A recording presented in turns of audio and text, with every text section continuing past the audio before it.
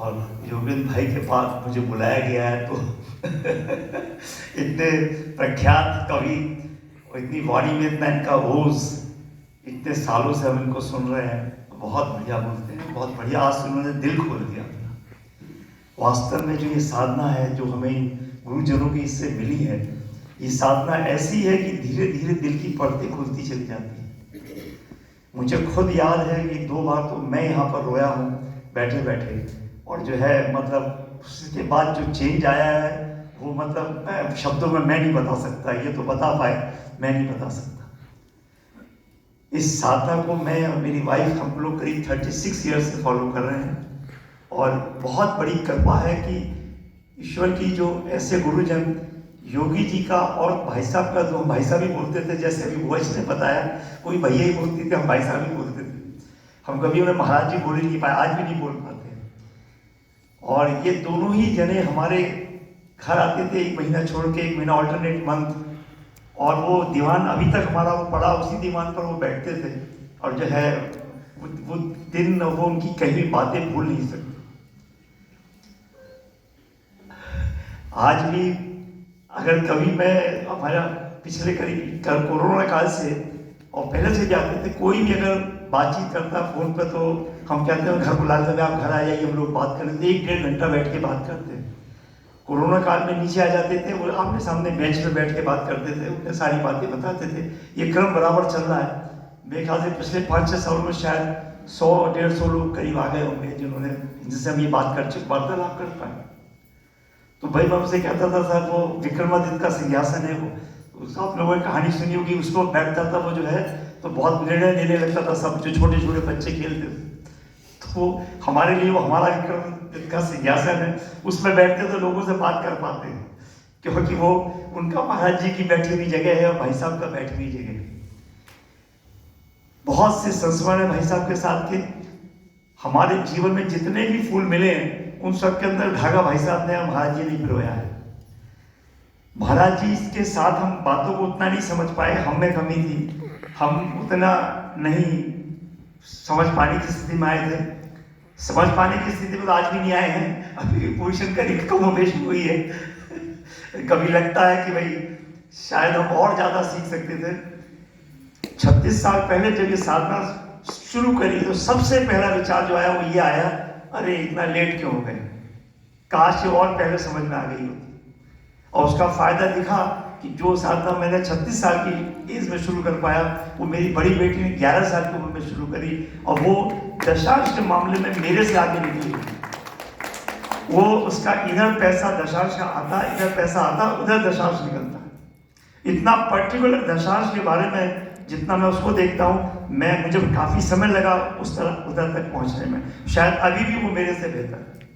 उसका फायदा ये हुआ कि 11 साल की उम्र में उसे समझ में आई कि ये जो उसका बेटा यहाँ बैठा हुआ है, ये प्रेगनेंसी के टाइम से उस साधना को कर रहा है। 9 महीने के प्रेगनेंसी के पीरियड में उसने कोई दूध नहीं पिया। आप सब लोगों को पता होगा कि जब बच्चे का आगमन होता है पेट में तो और दूध बढ़ा दिया जाता है कि नहीं अब तो 2 प्राणियों का होना है, उसने कोई दूध नहीं पिया। यही सिस्टम फॉलो किया, कोई ब्रेकफास्ट नहीं, लंच रॉ। साथ में से वो 1-2 दिन थोड़ी चीटिंग करती थी, वो कहती थी मेरा मन कर रहा तो ठीक है कोई बात नहीं, लेकिन मेजरली उसने फॉलो नहीं किया। यही फॉलो किया, सिस्टम फॉलो किया, वो फॉलो नहीं किया। जो डॉक्टर उसको देख रही थी 6 महीने तक उसने बताया नहीं कि मैं डाइट फॉलो कर रही हूँ, वो डाइट बताती थी और वो डाइट लेके चली जाती थी और जो है वो फॉलो यही करती थी। 6 महीने बाद जब सारे टेस्ट होके आए तो उसने डॉक्टर को बताया कि मैं ये डाइट फॉलो कर रही हूँ। बोलते उसे आके मतलब चकित रह गई, बोले ये डाइट आप फॉलो कर रहे हो? बोले भाई मैं तो ये डाइट कभी बता ही नहीं सकती किसी को। बोले भाई मैं तो फॉलो कर रही हूँ ये। तो बोले भाई आप देख लो जो फॉलो करना चाहो, लेकिन जो है मैं इसको अनुमोदित नहीं कर सकती, मैं इसको सपोर्ट नहीं कर सकती। और वो उसी सिस्टम में चलती रही। एक हमारे फैमिली में एक बहुत बड़ी डॉक्टर है नया यहाँ पर, नीलम जी, यहाँ पर लखनऊ में गायनेकोलॉजिस्ट हैं वो, और बहुत गवर्नमेंट के सीनियर पोजीशन में है। कहीं भी कोई वो जो लिंक भेद वगैरह करते हैं हॉस्पिटल में, नर्सिंग होम में, तो उसके अंदर में उनको उनके नर्सिंग होम बता देती है, इतनी पावर है उनकी। वो बोली उससे, उनके वो कॉन्टैक्ट में रही बराबर इस पीरियड में, क्योंकि बड़ी नॉलेजेबल है वो। तो उसने कहा बेटा ये तुम्हारा तो सीजेरियन ही होगा, 15 शादी के 15 साल बाद बेबी हुआ है, 15 साल तक। बोले तो सीजरियन नहीं होगा। ठीक है, मैं जो भी होगा कोई बात नहीं, हो रहा है, यही बहुत बड़ी बात है।